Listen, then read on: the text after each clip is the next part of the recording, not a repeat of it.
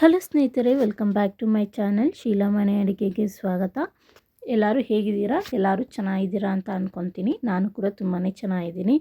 ಇವತ್ತಿನ ರೆಸಿಪಿ ಹಾಲು ಹೋಳಿಗೆ ಅಂತ. ತುಂಬ ಈಸಿಯಾಗಿ ಮಾಡ್ಬೋದು. ಹಬ್ಬಗಳಲ್ಲಿ ನಮಗೆ ಟೈಮ್ ಇರಲ್ಲ ಒಬ್ಬಟ್ಟು ಮಾಡೋದಕ್ಕೆ, ಆವಾಗ ಈ ರೀತಿ ಸಿಂಪಲ್ಲಾಗಿ ಮಾಡ್ಕೊಳ್ಬೋದು. ಹಾಗೆ ಯಾವುದಾದ್ರೂ ಸಣ್ಣ ಪುಟ್ಟ ಫಂಕ್ಷನ್ಸ್ ಇದ್ದರೆ ಮನೆಯಲ್ಲಿ ಬೇಗ ಆಗಬೇಕು ಅಂದರೆ ಈ ರೀತಿ ಸ್ವೀಟ್ ಮಾಡ್ಕೊಳ್ಬೋದು. ತುಂಬಾ ಚೆನ್ನಾಗಿರುತ್ತೆ. ಹಾಗೆ ತುಂಬಾ ಸಿಂಪಲ್ಲಾಗಿ ಮಾಡ್ಕೊಳ್ಳೋ ಅಂಥ ಸ್ವೀಟ್ ಇದು. ಇದನ್ನು ಹೇಗೆ ಮಾಡೋದು ಅಂತ ನೋಡೋಣ. ಹಾಗೆ ಏನೆಲ್ಲ ಇಂಗ್ರೀಡಿಯೆಂಟ್ಸ್ನ ಹಾಕ್ತಾಯಿದ್ದೀನಿ ಅಂತ ನೋಡೋಣ ಬನ್ನಿ. ಅದಕ್ಕಿಂತ ಮುಂಚೆ ಯಾರೆಲ್ಲ ನನ್ನ ಚಾನಲ್ನ ಸಬ್ಸ್ಕ್ರೈಬ್ ಮಾಡ್ಕೊಂಡಿರೋ ನೋಡ್ತಿದ್ದೀರೋ ಪ್ಲೀಸ್ ಸಬ್ಸ್ಕ್ರೈಬ್ ಮಾಡ್ಕೊಳ್ಳಿ. ಹಾಗೆ ಈ ರೆಸಿಪಿ ಇಷ್ಟ ಆದರೆ ಒಂದು ಲೈಕ್ ಮಾಡಿ, ಫ್ಯಾಮಿಲಿ ಫ್ರೆಂಡ್ಸ್ ಜೊತೆ ಶೇರ್ ಮಾಡಿ. ಇದಕ್ಕೆ ನಾನಿಲ್ಲಿ ಒಂದು ಮಿಕ್ಸಿ ಜಾರಲ್ಲಿ ನೆನೆಸ್ಕೊಂಡು ಇಟ್ಕೊಂಡಿರೋಂತಹ ಬಾದಾಮಿನ ಹಾಕ್ಕೊಳ್ತಾ ಇದ್ದೀನಿ. ಬಾದಾಮಿ ಒಂದು 6ರಿಂದ 7 ಬಾದಾಮಿನ ನೆನೆಸ್ಕೊಂಡು ಇಟ್ಕೊಂಡಿದ್ದೆ, ಅದನ್ನು ಸಿಪ್ಪೆ ತೆಗೆದು ಹಾಕ್ತಾಯಿದ್ದೀನಿ. ಹಾಗೆ ಅರ್ಧ ಬಟ್ಲಷ್ಟು ಕೊಬ್ಬರಿ ತುರಿನ ಹಾಕ್ಕೊಂಡು ಹಾಲಲ್ಲಿ ನೆನೆಸಿರೋಂತಹ ಗೋಡಂಬಿ ಮತ್ತು ಗಸಗಸೆ.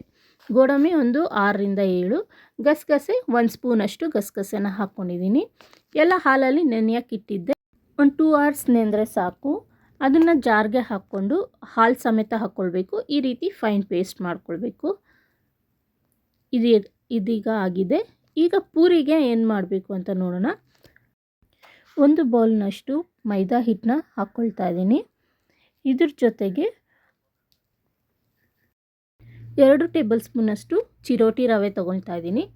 ಎರಡನ್ನೂ ಹಾಕಿ ಒಂಚೂರು ಚಿಟಿಕೆ ಉಪ್ಪು ಹಾಕ್ಕೊಂಡು 1 ಸ್ಪೂನಷ್ಟು ತುಪ್ಪ ಇಷ್ಟನ್ನು ಹಾಕ್ಕೊಂಡು ಸ್ವಲ್ಪ ಕಲಿಸ್ಕೊಳ್ಬೇಕಾಗತ್ತೆ. ಕೈಯಲ್ಲೇ ಒಂಚೂರು ಕಲಿಸ್ಕೊಳ್ಬೇಕು. ಈ ರೀತಿ ಉದುರುದ್ರಾಗಿ ಕಲಿಸ್ಕೊಳ್ಬೇಕಾಗತ್ತೆ. ಆ ತುಪ್ಪ ಏನಿದೆ ಅದು ಹಸಿಟ್ಟಿಗೆ ಎಲ್ಲ ಮಿಕ್ಸ್ ಆಗಬೇಕು. ಆ ರೀತಿ ಕಲಿಸ್ಕೊಂಡು ಆಮೇಲೆ ನಾವು ನೀರು ಹಾಕಿ ಕಲಿಸ್ಕೊಳ್ಬೇಕು. ಈಗ ಸ್ವಲ್ಪ ನೀರು ಹಾಕ್ಕೊಂಡು ಕಲಿಸ್ಕೊಳ್ತಾ ಇದ್ದೀನಿ. ನೋಡಿ, ಸ್ವಲ್ಪ ಸ್ವಲ್ಪನೇ ನೀರು ಹಾಕಿ ಈ ರೀತಿ ಕಲಿಸ್ಕೊಳ್ತಾ ಇರಬೇಕು. ಈಗ ಪೂರಿ ಅದಕ್ಕೆ ಕಲಿಸ್ಕೊಂಡಿದ್ದೀನಿ. ನೋಡ್ಬೋದು ಗಟ್ಟಿಯಾಗಿ, ತುಂಬ ಗಟ್ಟಿ ಇರಬಾರ್ದು, ತುಂಬ ಸಾಫ್ಟು ಇರಬಾರ್ದು, ಚಪಾತಿ ಹಿಟ್ಟು ಥರನೂ ಇರಬಾರ್ದು. ಪೂರಿ ಅದಕ್ಕೆ ನಾವು ಕಲಿಸ್ಕೊಳ್ಬೇಕು. ಈಗ ಮೇಲೆ ಅದಕ್ಕೆ 1 ಸ್ಪೂನಷ್ಟು ತುಪ್ಪ ಮತ್ತೆ ಹಾಕಿ ಎಲ್ಲ ಕ್ಲೀನಾಗಿ ಕಲಿಸ್ಕೊಳ್ಬೇಕು. ಮೇಲೆ ಅದು ಕೋಟಿಂಗ್ ಕೊಡಬೇಕಷ್ಟೇ ತುಪ್ಪನ. ಇದಾಗಿದೆ. ಪ್ಲೇಟ್ನ ಮುಚ್ಚಿ 20 ನಿಮಿಷ ನೆನೆಯೋಕ್ಕೆ ಬಿಡಬೇಕು. ಅಷ್ಟರಲ್ಲಿ ನಾವಿಲ್ಲಿ ಹಾಲು ಹೋಳಿಗೆಗೆ ಹಾಲನ್ನ ರೆಡಿ ಮಾಡ್ಕೊಳ್ಬೇಕಾಗತ್ತೆ. ಈಗ ನಾನಿಲ್ಲಿ ಅರ್ಧ ಲೀಟ್ರಷ್ಟು ಹಾಲನ್ನ ತಗೊಂಡು ಕಾಯಿಸ್ಕೊಳ್ತಾ ಇದ್ದೀನಿ. ಇದೇನು ತುಂಬ ಗಟ್ಟಿ ಆಗಬೇಕು ಅನ್ನೋದೇನಿಲ್ಲ. ನಾವು ಮಾಮೂಲಿ ಹೇಗೆ ಕಾಯಿಸ್ತೀರೋ ಹಾಗೆ ಕಾಯಿಸಿದ್ರೆ ಸಾಕು. ಈಗ ಹಾಲು ಕಾಯ್ತಾ ಇದೆ. ಇದಕ್ಕೆ ನಾನಿಲ್ಲಿ ಸಕ್ಕರೆ ಹಾಕ್ಕೊಳ್ತಾ ಇದ್ದೀನಿ. ಸ್ವೀಟ್ ಸ್ವಲ್ಪ ಕಮ್ಮಿನೇ ಹಾಕ್ಕೊಳ್ತಾ ಇದ್ದೀನಿ. ಸ್ವೀಟ್ ಬೇಕಂದವರು ಇನ್ನೂ ಸ್ವಲ್ಪ ಹಾಕ್ಕೊಳ್ಬೋದು. ಇಲ್ಲಿ ಅರ್ಧ ಕಪ್ನಷ್ಟು ಸಕ್ಕರೆ ಹಾಕ್ಕೊಂಡೆ. ಸ್ವೀಟ್ ತಿನ್ನೋರಾದರೆ ಸ್ವಲ್ಪ 3/4 ಕಪ್ನಷ್ಟು ಹಾಕ್ಕೊಳ್ಬೋದು, ಇಲ್ಲ 1 ಕಪ್ನಷ್ಟು ಹಾಕ್ಕೊಳ್ಬೋದು. ಈಗ ರುಬ್ಬಿರೋಂತಹ ಬಾದಾಮಿ ಗೋಡಂಬಿದು ಪೇಸ್ಟ್ ಏನಿದೆ ಅದನ್ನು ಹಾಕ್ಕೊಳ್ಬೇಕು. ಎಲ್ಲ ಹಾಕ್ಕೊಂಡು ಚೆನ್ನಾಗಿ ಕಲಿಸ್ಕೊಳ್ಬೇಕು. ಅದಕ್ಕೆ ಏಲಕ್ಕಿ ಪುಡಿನೂ ಇದಕ್ಕೆ ಹಾಲಿನಲ್ಲಿ ಕಲಿಸ್ಕೊಳ್ತಾ ಇದ್ದೀನಿ. ಕೇಸರಿ ದಳಗಳನ್ನ ಹಾಕ್ಕೊಳ್ತಾ ಇದ್ದೀನಿ. ಎಲ್ಲ ಹಾಕಿ ಚೆನ್ನಾಗಿ ಕಲಿಸ್ಕೊಂಡು ಸ್ವಲ್ಪ ಕುದಿಸಿದ್ರೆ ಸಾಕು, ಹಾಲು ರೆಡಿ ಆಗುತ್ತೆ. ಇದು ಸ್ವಲ್ಪ ಥಿಕ್ನೆಸ್ ಇನ್ನೂ ಬೇಕಂದರೆ ಹಾಲು ಪೌಡರ್ನ ಹಾಕ್ಕೊಳ್ಬೋದು, 1 ಸ್ಪೂನ್ ಅಥವಾ 2 ಸ್ಪೂನು, ಅಥವಾ ಬಾದಾಮಿ ಪೌಡರ್ನ ಹಾಕ್ಕೊಳ್ಬೋದು. ಅದು ತುಂಬಾ ಚೆನ್ನಾಗಿರುತ್ತೆ ರುಚಿ. ಇದೀಗ ಆಗಿದೆ. ಇದನ್ನು ಸೈಡ್ಗೆ ಇಟ್ಬಿಟ್ಟು ಪೂರಿ ಮಾಡ್ಕೊಳ್ಳೋಣ. ಸ್ವಲ್ಪ ಎತ್ಕೊಂಡು ಉಂಡೆ ಮಾಡಿಕೊಂಡು ಲಟ್ಟಿಸ್ಕೊಳ್ಬೇಕಾಗುತ್ತೆ. ಪೂರಿ ಅದಕ್ಕೆ ಲಟ್ಟಿಸ್ಕೊಳ್ಬೇಕು. ತುಂಬ ತೆಳು ಮಾಡಬಾರ್ದು, ತುಂಬ ದಪ್ಪನೂ ಮಾಡಬಾರ್ದು. ಈ ಪೂರಿ ಉಬ್ಬಲೇಬೇಕು ಅನ್ನೋದೇನಿಲ್ಲ. ಸ್ವಲ್ಪ ನಮಗೆ ಕ್ರಿಸ್ಪಿಯಾಗಿ ಬಂದ್ರೂ ಪರವಾಗಿಲ್ಲ.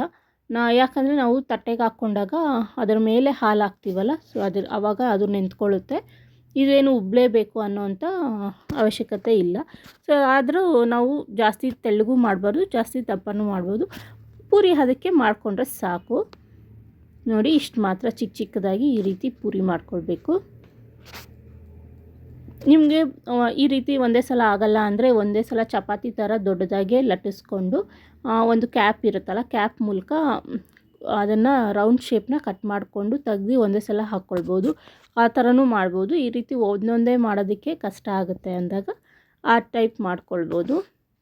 ಮತ್ತು ರೌಂಡ್ ಶೇಪೇ ಅನ್ನೋದೇನಿಲ್ಲ, ಟ್ರಯಾಂಗಲ್ ಶೇಪು ನಾವು ಮಾಡ್ಕೊಳ್ಬೋದು. ಯಾವ ಥರ ನಮ್ಗೆ ಶೇಪ್ ಬೇಕೋ ಆ ರೀತಿ ಎಲ್ಲ ಮಾಡ್ಕೊಳ್ಬೋದು. ನೋಡಿ, ಈ ಅದಕ್ಕೆ ಲಟ್ಟಿಸ್ಕೊಳ್ಬೇಕಾಗುತ್ತೆ. ಜಾಸ್ತಿ ದಪ್ಪನೂ ಇರಬಾರ್ದು, ಜಾಸ್ತಿ ತೆಳುವಾಗೂ ಇರಬಾರ್ದು. ಈಗ ಕಾದಿರೋ ಎಣ್ಣೆಯಲ್ಲಿ ಪೂರಿನ ಬೇಯಿಸ್ಕೊಳ್ತಾ ಇದ್ದೀನಿ. ಈ ರೀತಿ ಎಣ್ಣೆಯಲ್ಲಿ ಹಾಕಿ ಎರಡೂ ಕಡೆ ಬೇಯಿಸ್ಕೊಳ್ಳಿ. ಉಬ್ಬಿ ಬರ್ತಾ ಇದೆ. ಈ ರೀತಿ ಎಲ್ಲ ಪೂರಿಗಳನ್ನು ಒಂದೊಂದೇ ಹಾಕಿ ಬೇಯಿಸ್ಕೊಳ್ಬೇಕಾಗತ್ತೆ.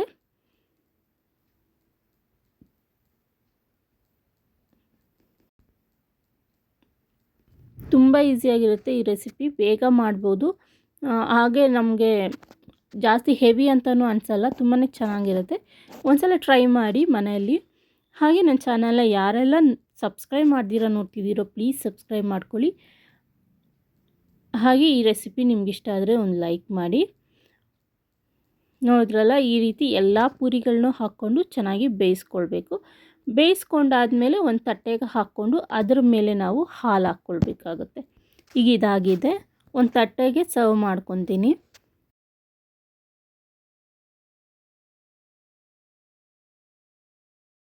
ಈ ರೀತಿ ಹಾಲು ಹಾಕಿ ನೆನೆಸ್ಕೊಳ್ಬೇಕು. ಹಾಗೆ ಅದರ ಮೇಲೆ ನಾವು ಕಟ್ ಮಾಡಿಟ್ಕೊಂಡಿರೋಂಥ ಬಾದಾಮಿ, ಗೋಡಂಬಿ ಮತ್ತು ನಿಮಗೆ ಇನ್ನೂ ಬೇಕಂದರೆ ಪಿಸ್ತಾನೂ ಹಾಕ್ಕೊಳ್ಬೋದು.